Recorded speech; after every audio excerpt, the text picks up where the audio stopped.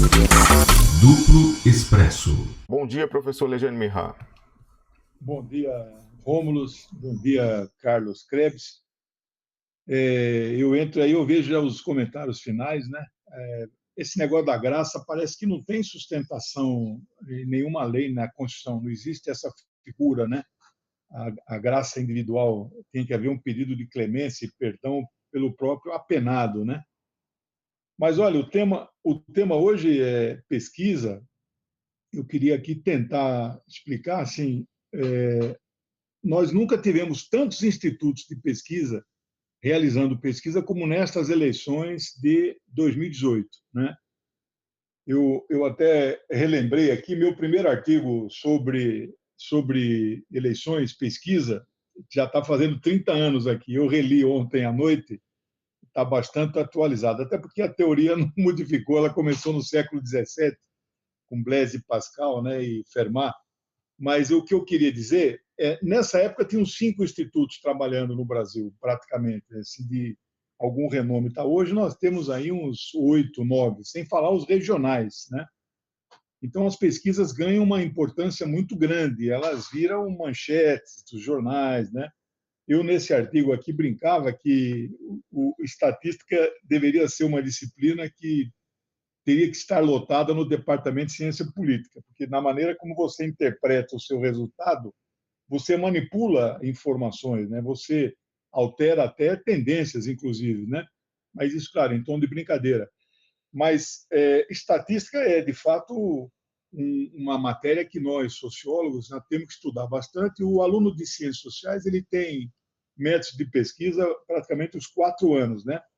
Agora, esta pesquisa, eu lecionei 22 anos métodos de pesquisa na universidade, além de sociologia, mas pesquisa em ciências sociais é uma coisa. O que nós vamos tratar é uma pesquisa muito específica, que é uma pesquisa de opinião.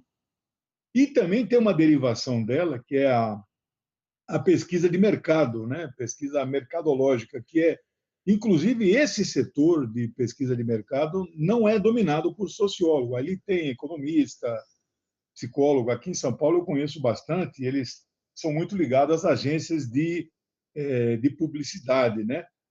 E tem também ligado à ABA, Associação Brasileira de Anunciantes. Então, eles têm uma relação, e aí não necessariamente são. Gostaria que sociólogos dominassem esse segmento também, mas não é.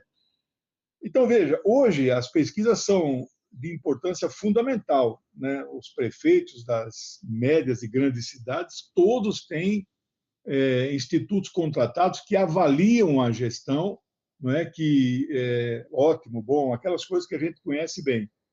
E também as empresas que vão lançar algum produto novo ou estão testando um já lançado, elas utilizam bastante, de forma muito intensa, essas pesquisas em relação aos consumidores. Mas aqui trata de nós entendermos assim, por que é científico, né? Tem até um videozinho da turma do Bolsonaro debochando, né, dos resultados das pesquisas, que o cara vai numa farmácia e compra, não sei o que, um resultado, etc. Né?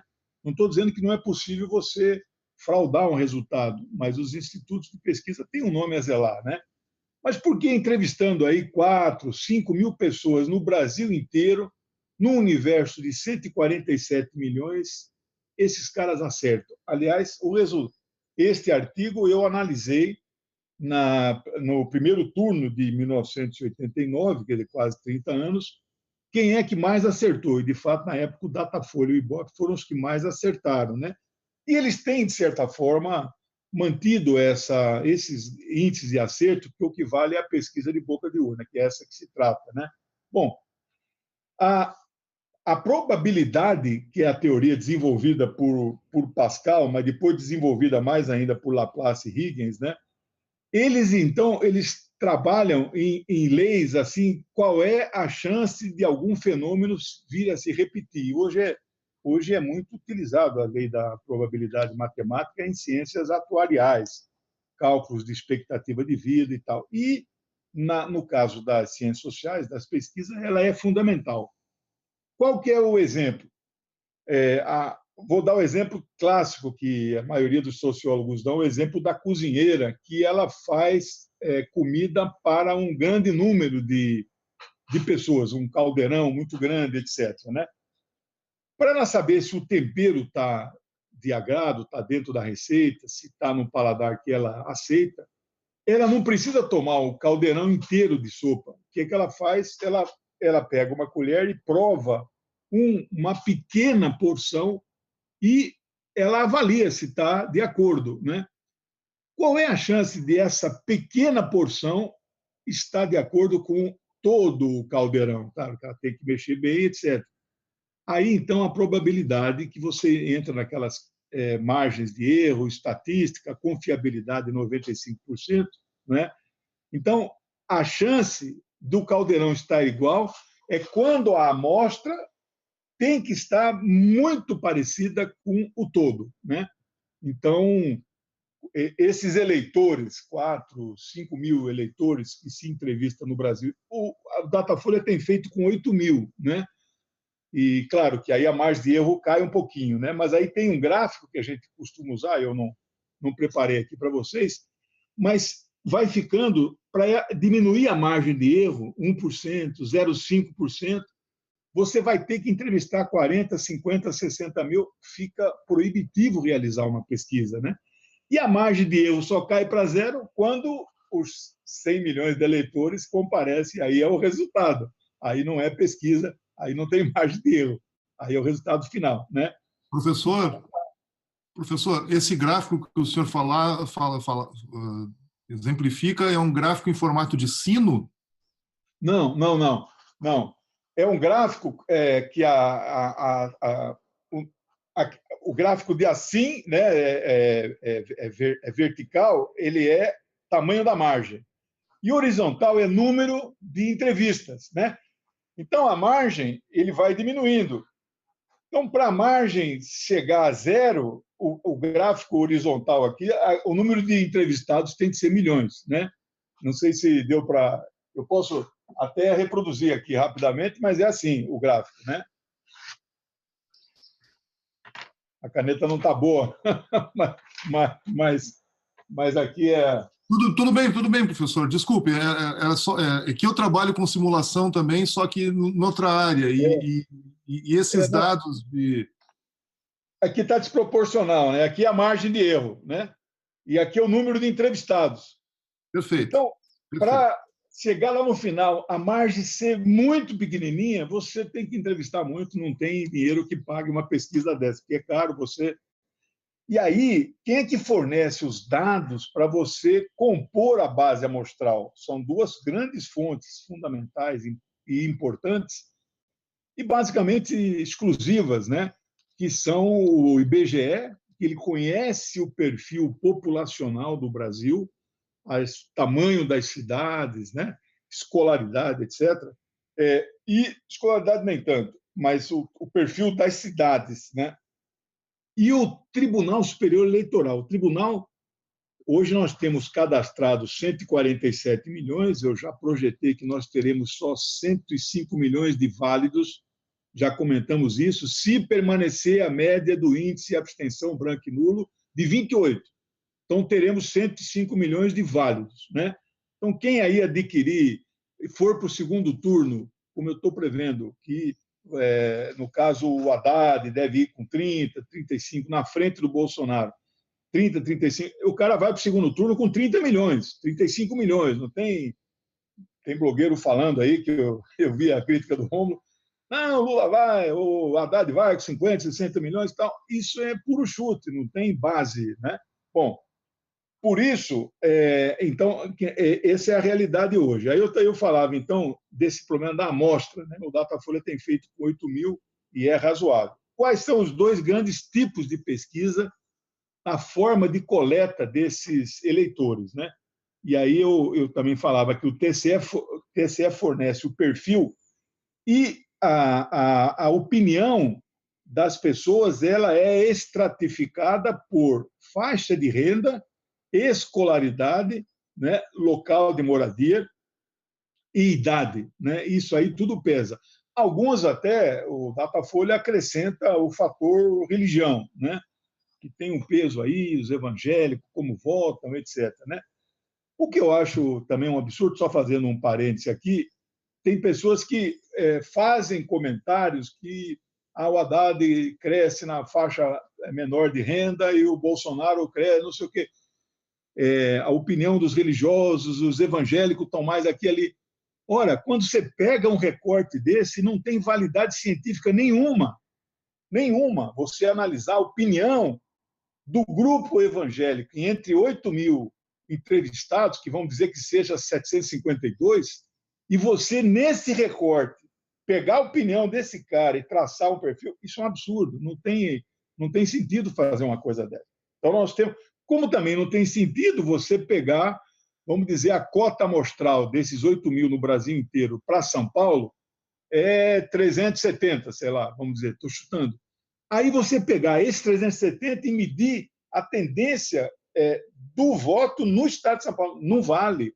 Tem que fazer uma pesquisa para o Estado de São Paulo. É outra base amostral, normalmente é 2.000 e daí para mais, né? Senão não tem. Bom, dito isso, assim, como é que esses questionários são preenchidos? Como é que as equipes que são treinadas, né? A maioria deles são estudantes de ciências sociais, futuros sociólogos, né?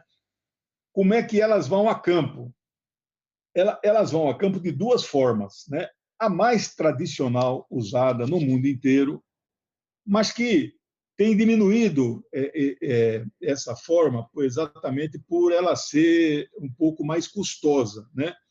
É o chamado a pesquisa domiciliar. O cara vai nos bairros, né? Que os bairros são, então, selecionados com base nessa, aí sim, estatísticos, aí é muito científico, né? A base amostral, né? Aí vai no bairro. No bairro, clusters, né? Eles são sorteados quarteirões. Dentro do quarteirão sorteado, são sorteados ruas, vamos dizer, uma rua específica. E na rua específica são sorteados domicílios. E tem algum grau de sofisticação que, às vezes, o entrevistador chega naquele domicílio, não é exatamente quem atende a porta que ele entrevista. Ele faz lá algumas perguntas e seleciona um dentro daquele domicílio. Isso é muito custoso, né? Antigamente, o Gallup, no Brasil, é que usava esse método. Hoje, o Ibope e o Datafolha usam a segunda forma de coleta. Qual é? A coleta do fluxo. Então, professor, isso que eu queria perguntar para você, você vai explicar agora como é que é o fluxo, né, que fica naqueles pontos ali, mas eu queria perguntar isso, quando é esse em domicílio, como se faz porque a pessoa que trabalha, da população economicamente ativa, não está em casa, ela está trabalhando, se a pessoa for lá em horário comercial, como que você ajusta para isso? Então, mas não tem problema também, porque ele sai com cotas amostrais, igual o que vai fazer do fluxo que eu vou falar agora, né? Ele, naquele domicílio, ele tem que achar alguém que tem idade de 35, que ganha 3 salários mínimos, que, está entendendo, tem tal escolaridade. Se ele não achar, por isso que não é a primeira que ele atende, ele passa para outro domicílio sorteado, né? Então, não tem problema o principal daquele domicílio, que deveria ser entrevistado, não está, ele parte para outro. Ontem me ligaram aqui em casa um instituto que faz pesquisa por telefone. Não tem base científica, não se compara com a pesquisa base amostral do país, porque nem todo mundo tem telefone, 10 a 15% não tem telefone fixo em casa. Então, isso exclui os mais pobres, não vale. Aí me ligaram, a primeira pergunta que a moça falou assim, queria falar com o homem, minha esposa atendeu, passou para mim. Pois não, eu dou entrevista, eu sou fã de pesquisa, eu me ofereço, eu adoro, fui professor, valorizo, é o maior mercado dos sociólogos brasileiros nesse setor. Aí a moça perguntou a minha idade, eu falei, moça, 61. Minha cota é 60, eu não posso fazer mais, né? Aí ela encerrou a entrevista, né? Ela não concluiu. Bom, no fluxo, Rômulo, qual que é interessante, né? E eu, como gosto muito de pesquisa, a hora que eu vejo gente com prancheta, eu já vou me oferecendo. Mas, às vezes, o cara não dá bola para mim. Por quê? Ele está com uma cota amostral naquele momento, não, ele vai entrevistar 10 mulheres. Pô, eu, com esse barbão aqui, assim, eu fico assim, ele não dá bola para mim, né? Com crachá identificado. Então, ele entrevista a cota amostral dentro daquele perfil, naquela cidade. São Paulo é Praça da República, Praça da Sé, locais de grandes fluxos, né? Então, isso é muito interessante. Isso aí, comentarista político que entra nessa de desqualificar, etc., ele é um barco furado. Não devemos proceder dessa maneira. Elas são cientistas. Agora, como você interpreta, como jornalistas, como o cara que faz a manchete do jornal? Você vê, a Folha hoje está dando manchete no site dela, divulgou agora meia-noite, eu já vi, né? Ciro vence no segundo turno, né? Então, é uma interpretação, né? Hoje, qualquer analista muito lustro sabe, né, que o Ciro não vai para o segundo turno, que a tendência é o Haddad ultrapassar, né, essa figura aí que representa aí o fascismo, né, e ir para o segundo turno em primeiro, mesmo se não for em primeiro, mas muito, muito colado, né? Simulação de segundo turno não tem o menor significado hoje, né? Porque as pessoas, nesse momento, não podem decidir sobre algo que ainda não aconteceu, né? É como você fazer para algum amigo seu uma hipótese: olha, se você fosse astronauta. Então, não tem o menor sentido. Agora, a Folha trabalha com essa simulação de segundo turno para forçar um resultado, né, que é impedir, né, ou fazer um voto útil no Ciro para o primeiro turno. Mas, antes da gente ir nisso, eu sei que vocês têm opinião a dar sobre isso, eu quero só falar uma coisa de história ainda, que é muito importante, que nós não podemos esquecer. Quando é que essas pesquisas passaram a ter um destaque muito grande? Sabe quando foi? Vocês lembram a crise de 30, nos Estados Unidos?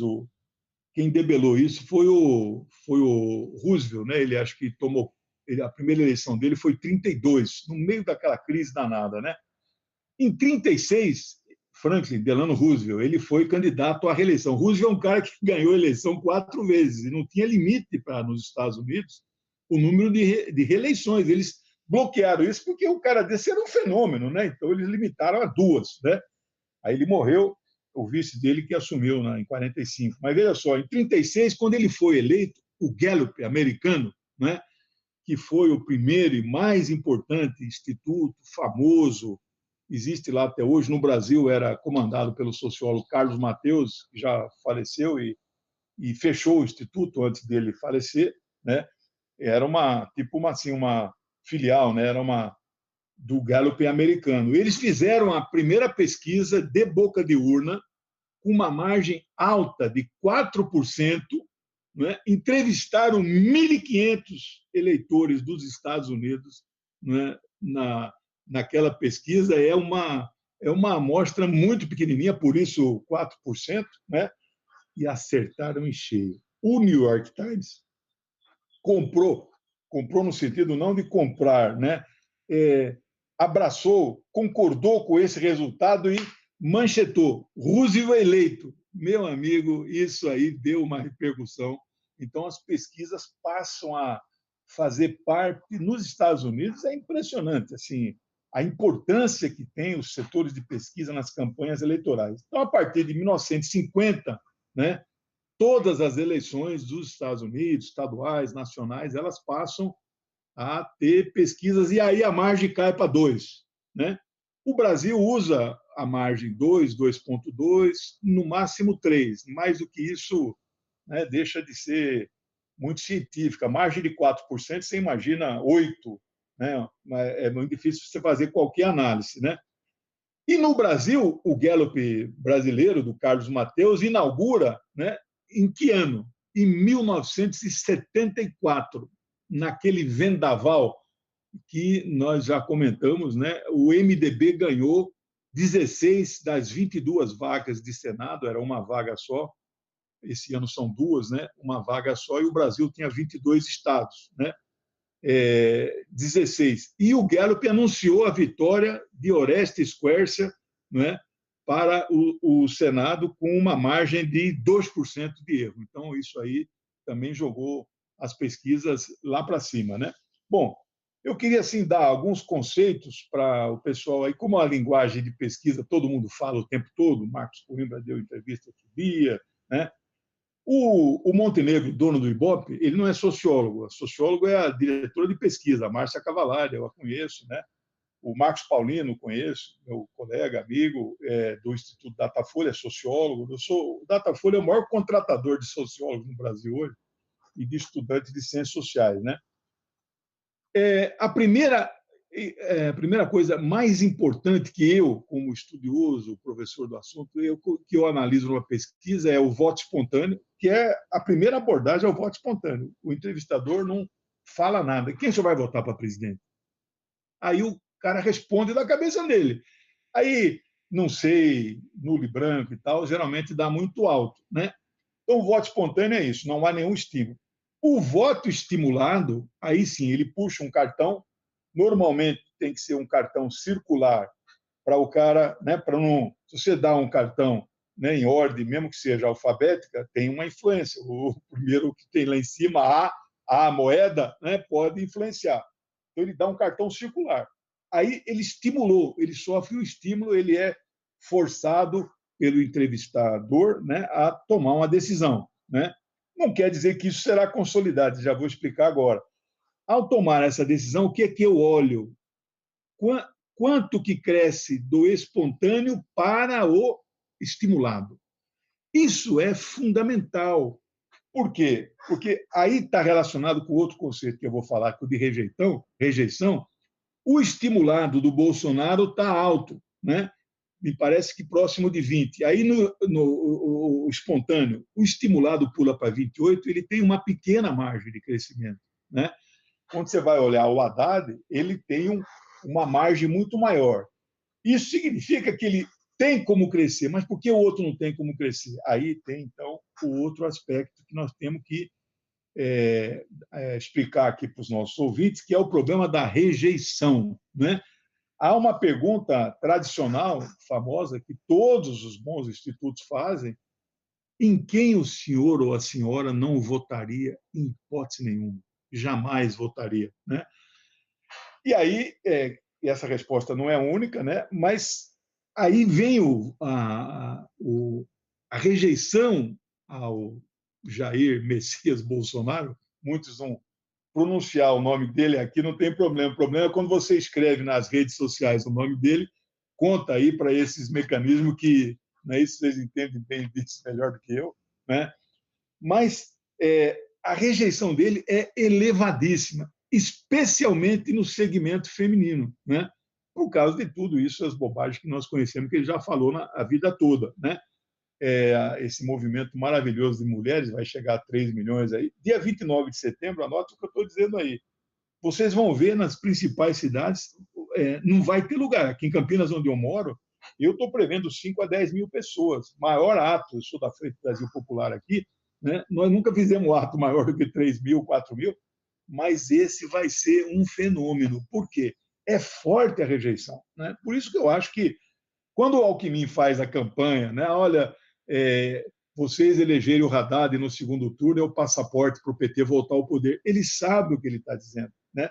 Os setores expressivos do próprio PSDB vão ter que, envergonhadamente, dizer que, olha, não dá para votar nesse cara, tem que votar no Haddad. E aí uma outra coisa que eu queria falar de conceito é o piso. Bolsonaro elevou o piso dele. O que significa elevar o piso? E elevou o teto também, de certa forma, é verdade isso, né? Que a rejeição não era, deu uma pequena diminuída. O que é o piso? O piso de cada candidato é também aquela relacionado com a pergunta que o entrevistador faz: o senhor ou a senhora não mudaria jamais o seu voto?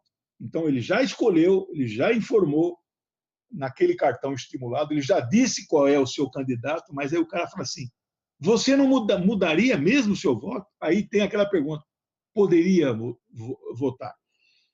O piso é aquele que diz assim: eu jamais votaria em hipótese nenhuma. Então, nesse sentido, o piso do Bolsonaro também ele foi elevado no sentido da consolidação, da cristalização, não gosto desse termo, mas o eleitor está muito convencido. Veja, e aí o Alckmin tem um latifúndio de tempo de TV, isso nós sabemos na eleição de 89, né? O Ulisses Guimarães e o Aureliano Chaves tinham um latifúndio de tempo de TV. Né? Um ficou em quinto ou sexto, o outro ficou em nono lugar. Né? E sabemos que tempo de TV não é, você precisa dizer ter o que dizer. Né? Vê que o Bolsonaro tem 8 segundos hoje, o Alckmin tem 6 minutos, né? E não consegue sair o Alckmin, né? O PSDB está aí. Basicamente, eu tenho escrito sobre esse assunto, já tem 2 ou 3 anos. Né? Já em 2014, eles diminuíram o máximo de deputados eleitos, que foi 99, caiu para 52, ou seja, reduziu pela metade a força tucana, e esse ano aqui eu estou prevendo, de fato, um desastre. E aí, então, eu quero assim fazer comentários, estou vendo aqui o meu tempo... Mas, professor, não seria porque os tucanos estão trocando a plumagem? Essa é boa. O tucano é uma ave de rapina, ele come até o filhote. Acho que estão trocando, é possível, viu? Vai ter uma grande mudança partidária, né? O DEM, PSDB, esses partidos tendem a desaparecer, mas não vamos antecipar muitas coisas. O segundo turno, do meu ponto de vista, eu acho que vocês podem ter outro respeito, está bastante cristalizado, né? Eu acho que será Haddad-Bolsonaro. E o que aconteceu? Nós, então, vamos para a oitava eleição, entre 1960 e 89, ficamos 29 anos sem eleição. De 45 para diante, já vimos aqui, essa será a 12ª, oitava agora e 4 antes. Né? Então, estas 8 eleições, há uma polarização. Não é, muitas pessoas falam PT, PSDB, em 89 não tinha. O PSDB não era o centro da polarização, como agora deixou de ser. Então, é uma polarização que não é PT-PSDB, é uma polarização das forças progressistas que o PT e o petismo, né, lidera, vamos dizer assim, mas junto com outros partidos. O PCdoB é um fiel aliado do PT desde 1989. São 8 eleições que sempre coligou. Aí teve um momento que teve PSB, teve um momento que teve PDT, teve um momento que teve... Né? Isso foi muito variado. Né? Portanto, também não é só o petismo. Né? É um projeto de nação, de desenvolvimento nacional, né? Patriótico, progressista, né? Liderado pelo Partido dos Trabalhadores com seus aliados, né? E especialmente o PCdoB. E o outro campo? Outro campo não é PSDB só, PSDB também. Você vê aí que o Alckmin tem ele mais 9 partidos, que a imprensa chama de centrão, mas é direitão, porque são partidos, alguns são partidos fascistas. O DEM é um partido fascista. Né? A imprensa fala que esses caras são de centro, não tem nada de centro. Né? Não tem candidatura. Hoje tem 13 candidaturas no Brasil, 4 do campo nosso de esquerda, PSTU, PDT, PT e o Ciro, né, do PDT, e as outras 9 candidaturas são do campo da direita, Marina. Né? Bom, então, nesse sentido, o outro campo, né, é o campo contra o projeto nacional, contra o desenvolvimento, é contra os pobres, é contra a presença do Estado. Não é tudo aquilo que a social-democracia verdadeira, né, fundada por Max Weber em 1920, prega, que vamos dizer, é o capitalismo bonzinho, é o capitalismo simpático, é o capitalismo que vê um lado do Estado protetor. Né? Eles negam isso. Né? Hoje, quem está na vanguarda dessa negação, hoje, o Bolsonaro. O pessoal combate as ideias do Bolsonaro por essas bobagens que ele e o vice têm falado, mas vocês já leram o programa do Bolsonaro? É o programa do Paulo Guedes. Né? É o programa da destruição e desmonte do Estado Nacional, né, e do Estado que protege, né, o bem-estar das pessoas. Né? Bom, aí eu quero dar aqui algumas opiniões. Né? Haddad, né, acho em pesquisa, nós não podemos fazer afirmações, olha, vai acontecer isso. Nós não somos profetas. Né? Mas eu acho muito improvável que Haddad não vá ao segundo turno e Ciro faça isso no lugar dele, porque as análises que têm mostrado a boca do jacaré está abrindo nas pesquisas, né? O Haddad, o Bolsonaro tende a perder um pouquinho e a curva dele então vai se enviesar e o Haddad vai ultrapassá-lo. Este é a minha interpretação. E a segunda, né, que eu acho muito improvável, é que o Geraldo Alckmin consiga remover o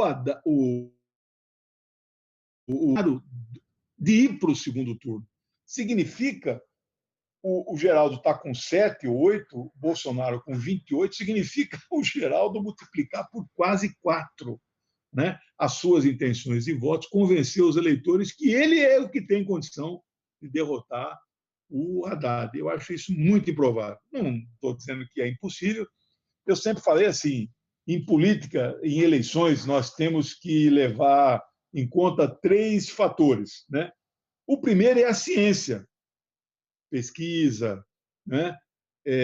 Pesquisa qualitativa, pesquisa quantitativa, né? Análise de dados. Esse é o setor que eu chamo de inteligência. É a ciência, né? Tem que levar em segundo o fator político. Aí é o programa, as alianças, etc. Mas tem um terceiro fator que eu chamo de imponderável. Aí não há ciência que resolva, nem política que resolva. Eu quero aqui relembrar, em 1989, era governo Sarney, 1988 era governo Sarney. Aí houve uma greve na Companhia Siderúrgica Nacional, vocês talvez relembrem isso historicamente. A eleição na época era 15 de novembro. Dia 3 de novembro, Sarney mandou invadir com tanques a siderúrgica CSN, né? Morreram 3 operários.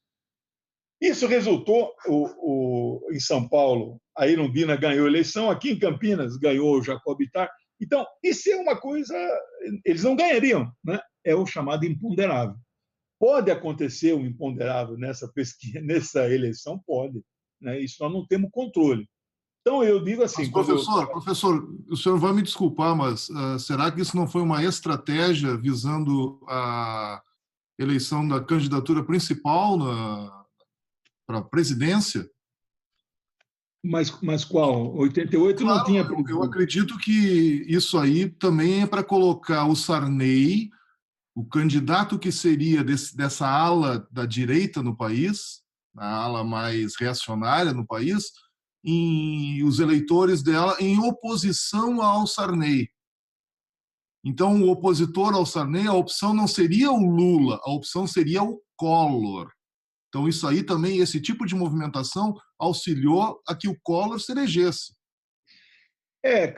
Carlos, em 88 o Collor não estava ainda em evidência, né? Ele tinha sido eleito governador em 86, em Alagoas, tomou posse em 87, ele tinha 1 ano e meio de governo, não estava ainda com essa projeção de caçador de marajás, né? De qualquer forma, essa sua pergunta sempre tem por detrás alguma teoria conspirativa da história, mas é possível, né? Mas o candidato preferencial, pelo menos anunciado pelo Sarney, ele apoiou o Ulisses Guimarães, que era o senhor diretas, que é a Constituição de 88, né?